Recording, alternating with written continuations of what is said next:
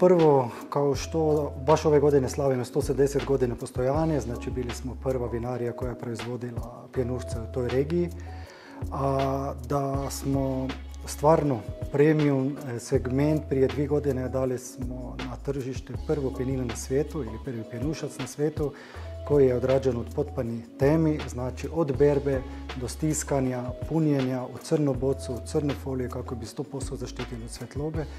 i radi se o maloj količini i ako se nešto prvo na svijetu onda je to stvarno premium. Uvijek znači nešto daješ na samu priču, ali na kraju krajeva je svoj vlastiti angažma i vlastiti osjećaj kod tog vina, pića ili hrane. I ako se još to dobro